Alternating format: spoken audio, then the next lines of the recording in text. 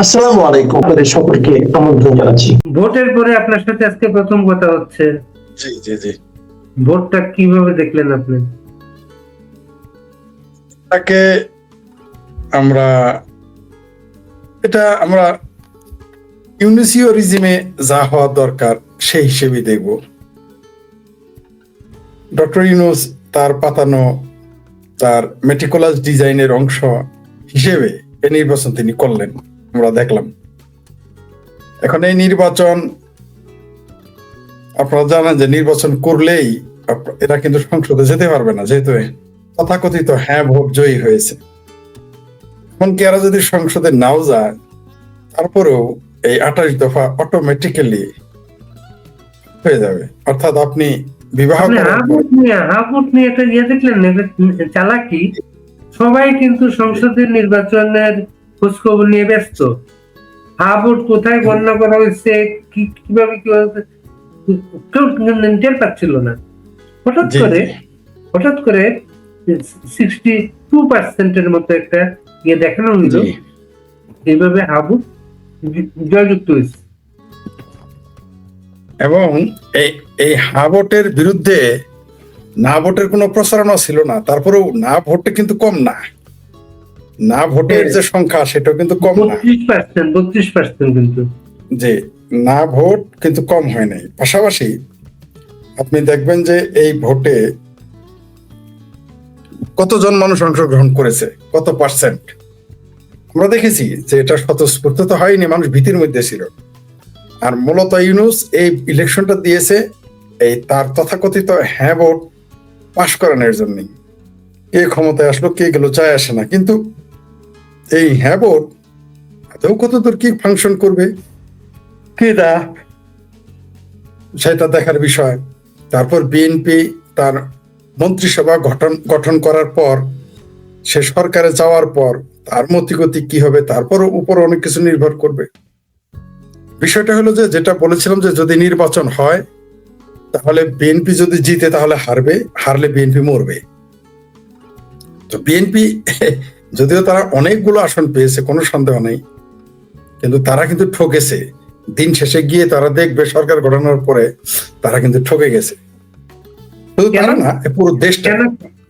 কারণ হলো বিএনপি তো চাইলেই তার মতো কাজ করতে পারবে না।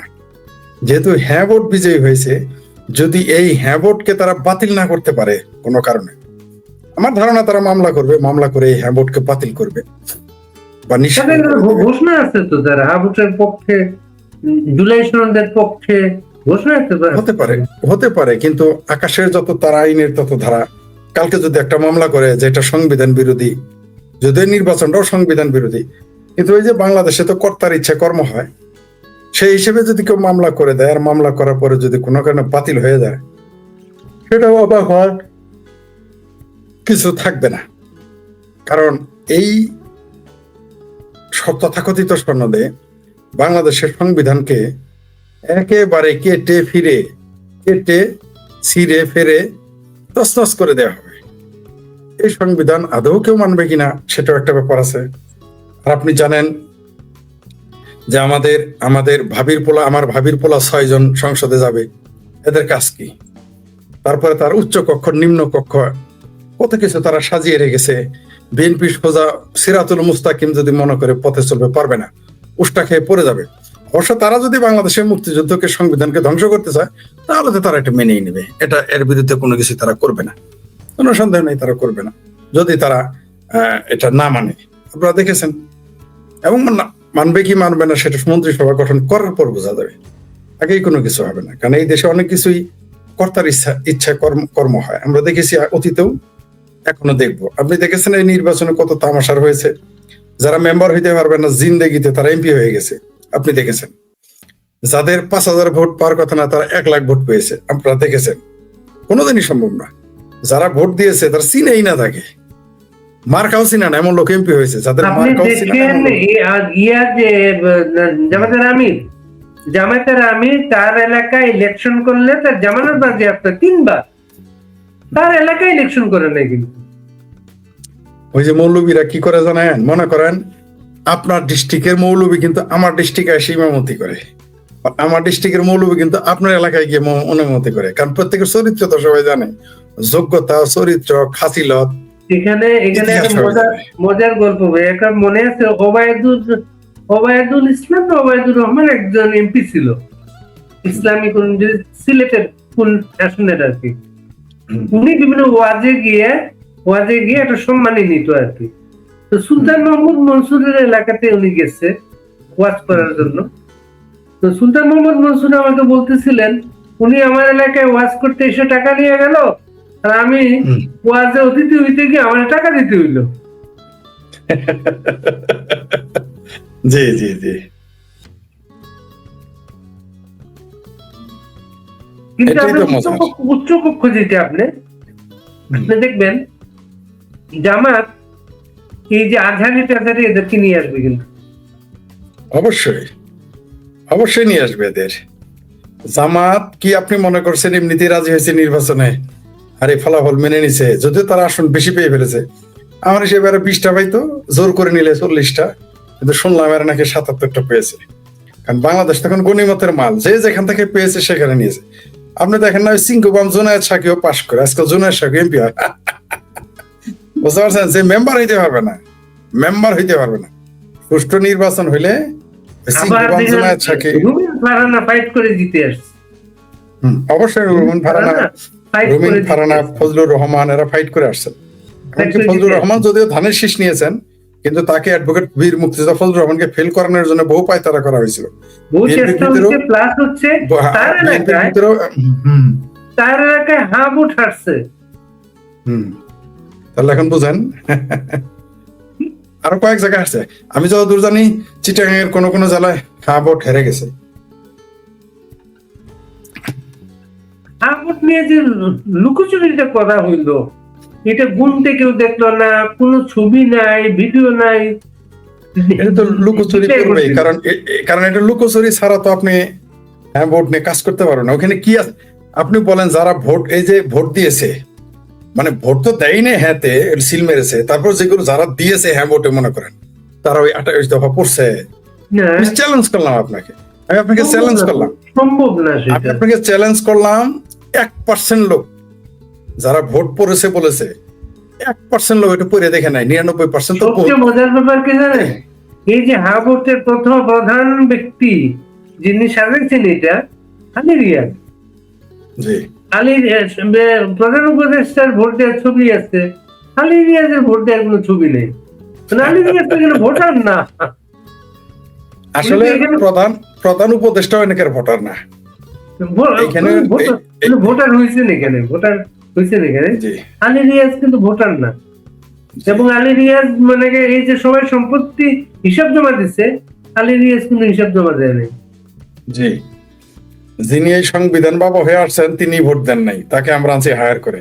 মানে বললাম তো, বাংলাদেশটা একটা গণিমতের মাল, যে যেভাবে পারছে সেখান থেকে লুটে পুটে নিয়েছে, দেখলাম তো আমরা। এখন একটা ব্যাপারে আপনি খেয়াল করবেন, আপনি আমরা যেভাবে দেখি না কেন, বিএনপি জামাতের সাথে কন্টেস্ট করতে গিয়ে বিএনপি কিন্তু জামাতকে রাজাকার বলছে, কিন্তু এটা রাজাকার বলছে, বলছে, হ্যাঁ এগুলা বলছে। ফজলুর রহমান তো অনেক আগে থেকে বলে আসতেছে, ফজলুর রহমান বিশাল একটা ভূমিকা রাখছে সে 5 আগস্টের পর থেকে, আগে থেকে বলে আসতেছেন। এটা কিন্তু একদিকে মুক্তিযুদ্ধের পক্ষে একটা রায় হয়েছে, হ্যাঁ, একদিকে বিবেচনা করলে আর কি। জি, নির্বাচন মনে করি না, তারপরেও একদিকে বিবেচনা করলে এটা জামাতের বিরুদ্ধে রায়। আবার কিন্তু এর বিপরীতেও আছে, সেটা হলো তারা কিন্তু 77টা আসন নিয়েছে।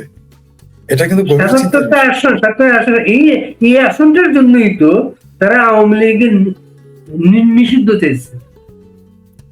আওয়ামী লীগ ছাড়া মাঠ, আওয়ামী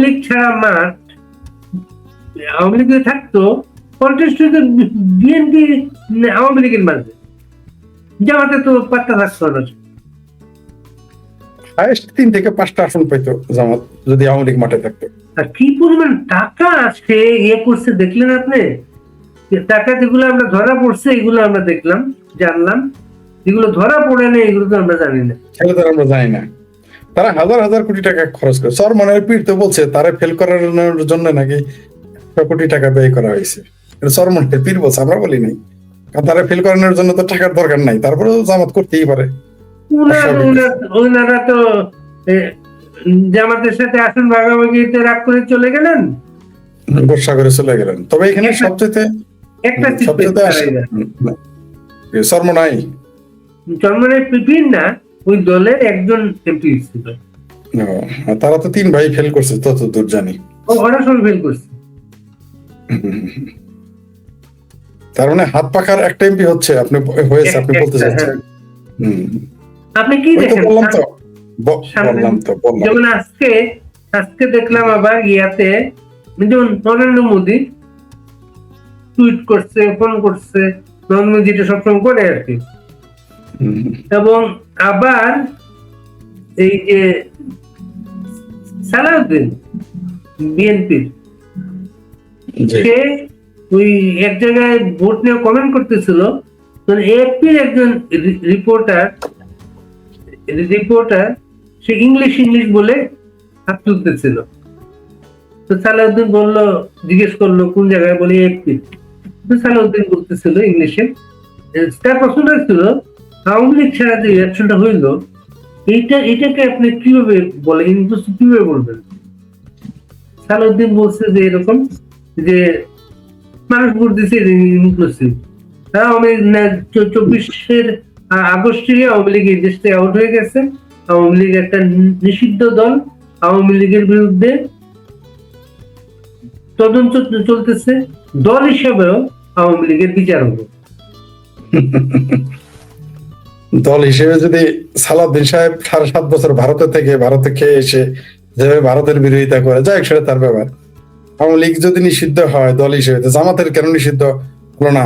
71-এ 30 লক্ষ মানুষ মারার দেয়, কেন অগণিত নারী সম্ভ্রম হানির দেয়, তার বিরুদ্ধে মামলা হলো না? সেই দল নিষিদ্ধ হলো না, সেই দল ইলেকশন করলো।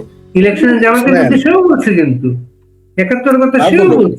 তা বললো, কিন্তু নিষিদ্ধ করে আওয়ামী লীগকে, তাহলে জামাতকে কেন নিষিদ্ধ করে না? জামাত তো দল হিসেবে তার বিচার হওয়া উচিত। কিন্তু তারা তো জামাতের লোকদের বিরুদ্ধে আওয়ামী লীগ সরকার রায় দিয়েছে বলে তো খুব তো চিকরাচিকরি করেছে, স্ববিরোধিতা হয়ে গেল না? 2000 মানুষ তাদের ভাষায়, মানে জাতিসংঘের ভাষায় 1500, সরকার মানে আর আমার ভাবির পোলাদের হিসেবে 850, আর এই সালাউদ্দিন সাহেবদের হিসেবে 2000 মানুষকে হত্যা করেছে শেখ হাসিনা বা আওয়ামী লীগ সরকার। এই হত্যার দায়ে যদি শেখ হাসিনা দেশ ছাড়তে হয়, তার দল নিষিদ্ধ হয়, তার অঙ্গ সংগঠন নিষিদ্ধ হয়, তাহলে 30 লক্ষ হত্যার দায়ে জামাতের কি হওয়া উচিত? শিবিরের কি হওয়া উচিত? আপনি বলেন কি হওয়া উচিত? সালাউদ্দিন সাহেবকে প্রশ্নটা করা যেতে পারে। কি দেখতেছেন সামনের দিনগুলাতে? জামাত কিন্তু এখন পর্যন্ত অফিসিয়ালি অভিনন্দন জানায় নাই। কিন্তু নরেন্দ্র মোদী অভিনন্দন জানাইছে,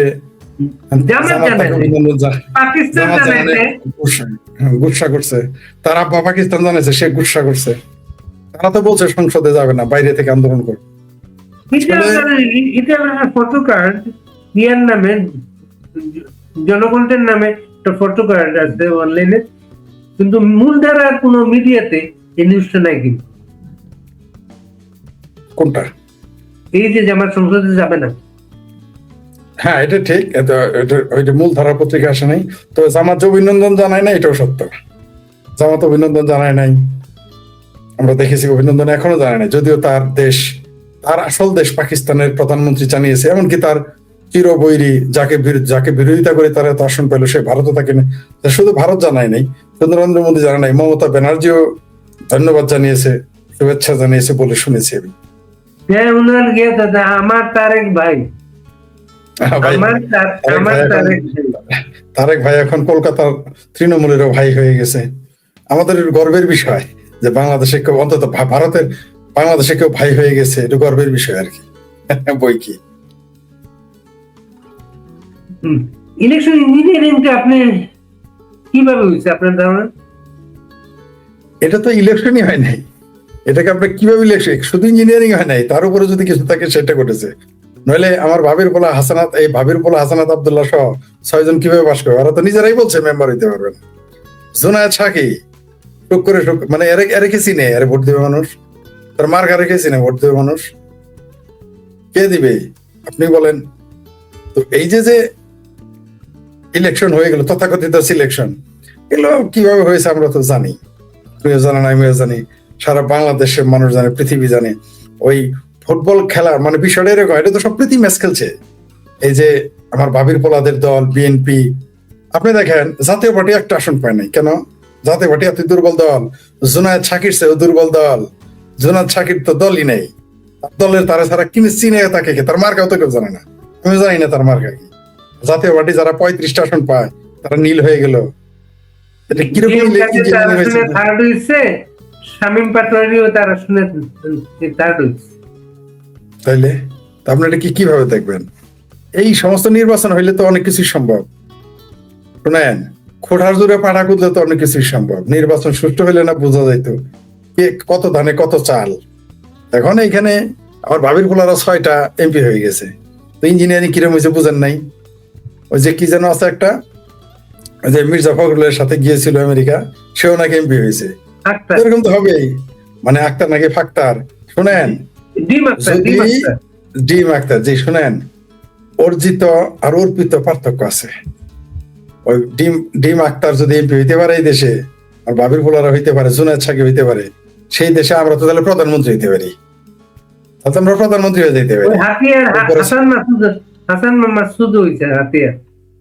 তাহলে এখন বুঝেন, তাই নাকি? আজব ব্যাপার। এইগুলো যদি এমপি হয় তাহলে এই দেশের অবস্থা কি? খোটার জোরে তো পাঠা গদে। যদি এইভাবে করানো যায়, ওয়াকার সাহেব যদি পাশ করাইতে পারে, সমস্যা কি? সম্ভব হইতে, এই দেশে সবই সম্ভব। দেখেন সামনে কি হয়, মজার খেলা আছে তো। কারণ নির্বাচনটা কারা করেছে তাও আমরা জানি, ভাসুরের নাম নিতে মানা।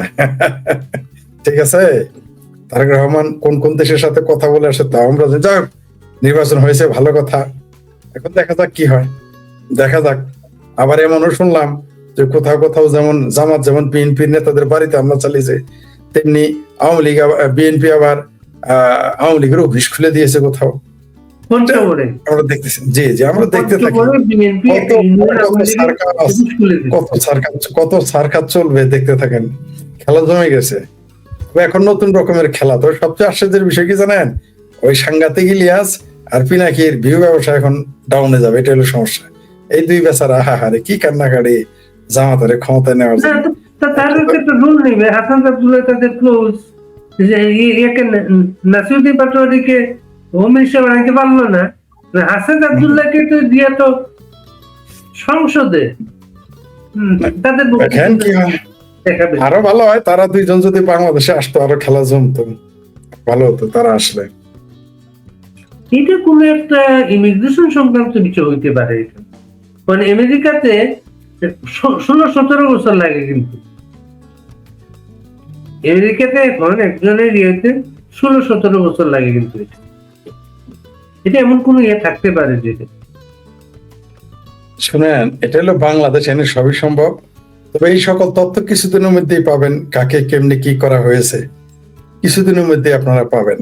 খোদে আমেরিকার পত্রিকাগুলো তো পাবেন, আমেরিকার মানে যারা তাদের পয়দা করেছে, আমেরিকা সহ যারা যারা এদের পয়দা করেছে তাদের মাধ্যমেই পাবেন।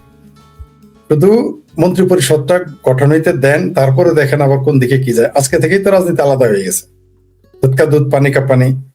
আর দেখেন বট বাহিনীকে কিন্তু আর খুঁজে পাচ্ছেন না এখন। জামাতের বট বাহিনীর কিন্তু ফেসবুকে খেয়াল করেন যে জামাত এত ক্ষমতাশালী, তাদের 6টা ব্যাংক, ইসলামী ব্যাংক প্রত্যেক জেলায়, এছাড়া তাদের আরো ব্যাংক রয়েছে, আরো হাসপাতাল রয়েছে, ইসলামী ব্যাংক হসপিটাল রয়েছে। কই তাদের অফিসের লোক নাই কেন? কারণ চেহারাগুলো ধরা, তারা এখন আত্মগোপন করে, এরা কিন্তু আত্মগোপন করার ব্যবস্থা ছাড়বে না। এরা দেখবেন বিএনপির ভিতরে ঢুকে থাকবে, আওয়ামী লীগের ভিতরে ঢুকে থাকবে। এরাদের এজেন্ডা বন্ধ করে কাজ শুরু করে দিয়েছে এরা। জামাত যেটা পাইছে বিশাল না, জামাতের তো ভোট নেই, কিন্তু জামাত যেটা পাইছে এটি তো অনেক বেশি বড় না। তার নিঃসন্দেহে তারা অনেক বেশি সিল মেরে দিয়ে সেনাবাহিনী এগুলো করিয়েছে। এদের ভোট দিয়েছে, ইউনূস সরকার করিয়েছে, তো এত আসন তারা কিভাবে, প্রশ্নই আসে না। আওয়ামী লীগ মাঠে না থাকলেও তাদের এত আসন পাওয়ার কথা ছিল না। আমার হিসেবে সর্বোচ্চ 20টা থেকে 30টা পাইতো, আর 10টা থেকে জোর করে নিতে হইতো, জালিয়াতি করে। 5টা অরিজিনালি তারা 4 থেকে 5টা আসন পাবে সঠিক ভোট হলে, সর্বোচ্চ 3 থেকে 5টা সর্বোচ্চ। আপনাকে একজন কিন্তু ফরিদ ভাই, আপনাকে কি আজকে অনেক অভিমানী মনে হচ্ছে? অভিমানে না তো, কালকে অসুস্থ হয়ে গিয়েছিলাম। কালকে বিকেল বেলা থেকে হঠাৎ করে অসুস্থ হয়ে গিয়েছিলাম, যার জন্য আপনি সহ কোনো লাইভে আসতে পারেনি। অসুস্থ, এখন আমি অসুস্থ। একটু আগে মানে বিকেলে হসপিটাল থেকে আসছি। আমি শুনতেছিলাম এক চ্যানেল বলতেছিল যে আমাদের জিন্দাবিরকে পাচ্ছি না, উনি মনে হয় নেটের বাইরে, ওনাকে পাইলে উনি বলতো ভোটগুলো আসলে কিভাবে আসছে, জিন দিচ্ছে না ভূতে দিচ্ছে, কি উনি বলতে পারতো না। ভোট তো শুধু জিন ভূতে তো দিছে, কেরামন কাতেবিন আছে না, ফেরেশতা 2টা, এরাও এসে দিছে, তো এরাও এসে ভোট দিছে। আপনি আমাকে বুঝায় বলবেন। আজকে আমি একাধিক চ্যানেলে শুনতেছিলাম, তারা আলাপ করতেছে আওয়ামী লীগের কর্মীরা ভোট দেয় নাই। মিথ্যা কথা। আওয়ামী লীগের লোক অনেক ভোট দিছে। আওয়ামী লীগের লোক ভোট দিছে দেখেই তো বিএনপির লোকজন কিছুটা আসনে বিজয়ী হতে পেরেছে, নইলে পারতো। অবশ্যই আওয়ামী লীগের লোক কিছু আসনে, অনেক আসনে ভোট দিয়েছে। তো আওয়ামী লীগ যেভাবে ভোট দেয় সেভাবে দেয়নি, তাহলে জামাত এত সিট পাইতো না, আসন পাইতো না। অবশ্য সিলমেরও নিয়েছে, জোর করেও ভোট নিয়েছে। যেমন ধরেন বিএনপির লোক কি আওয়ামী লীগের লোক কি জোনায়েদ সাকিরে ভোট দিবে? আপনি আমাকে বলেন, জোনায়েদ সাকির তারা চিনে? কোনোদিনই ভোট দিবে না। জোনায়েদ সাকিরে আওয়ামী লীগ ভোট দেবে না, বিএনপি তো দিবেই না, তাহলে রইল কারা বাকি? রইল বাকি কারা? জামাত তো দিবে না। আর একজন লিখছে আপনাকে, ফরিদ ভাই জামাতের হিসাব এত হালকা নয়। শোনেন, 6টা ব্যাংক, 64 জেলায় হাসপাতাল, মধ্যপ্রাচ্যের জাকাত থাকলে 21টা দেশের, কত কিছু নিজের মনে করা হইতে পারে। আমার পিছনে যদি একটা দেশ থাকতো না, জামাতের 24 ঘন্টার মধ্যে দেশ ছাড়া করতাম। ওরা হালকাই। আমাকে আপনি বলেন জামাতকে বলালে ইলেকশন করতে ফ্রি অ্যান্ড ফেয়ার কয়টা ভোট পাবে? ওইরকম ভাবে তো আমারও আপনারা দেশের প্রধানমন্ত্রী বানাই দিতে পারেন। পৃথিবীর কোন পরাশক্তি এসে আমার প্রধানমন্ত্রী বানাই দিল, বাড়ি ভাইরে, আমাদের ফজলু বাড়ি ভাইকে প্রেসিডেন্ট বানাই দিল, তো পারেই। সেটা তো অর্জিত নয়, অর্পিত। অর্পিত যোগ্যতা অনেক কিছু সম্ভব। যে হাইপ জামাত তুলেছিল, ক্ষমতায় চলে গেছে। আমি বলেছিলাম তো বাংলাদেশের মানুষ জামাতের রিজেক্ট করবে, করেছে তো। 77টা সিট দেখছেন, আর 77টা আসলে জয়ী হয়েছে। কোন পাগলে ওরা বিশ্বাস করে? প্রধানমন্ত্রী হয়ে গেছে, জামাতের চলে গেছে। আরেকটা উদাহরণ দেই, তারেক রহমানের যে প্রতিদ্বন্দ্বী, আপনার কৃষ্ণ নন্দী হেরে গেছে। হারবেই তো। আমার খুব মজা লাগছে এটা আর কি। তো আমি পাশ করলে খুশি হইতাম। কৃষ্ণনন্দী পাশ করে সংসদে গিয়ে কি বলে, সে কি সুরাত কিরকম কেরাত সুরা পড়তো এটা একটু দেখতাম। কৃষ্ণনন্দীরও ফেল করাইছে জামাতেই। আপনি দেখেন, তাকে যে এলাকা থেকে ইলেকশন করানো হয়েছিল, হিন্দু প্রধান এলাকা, কিন্তু ওই এলাকায় তার ভোট দেয় নাই। দিবে কেন? কৃষ্ণনন্দী হিন্দুদের কাছে একজন বেঈমান হিসেবে পরিচিত, তারা হিন্দুরা কেন ভোট দিবে? টুঙ্গিপাড়ায় কে হারছে জানেন ইলেকশনে? না জানি না, বলেন। গোবিন্দ ঠাকুর, গোবিন্দ পারমাণবিক।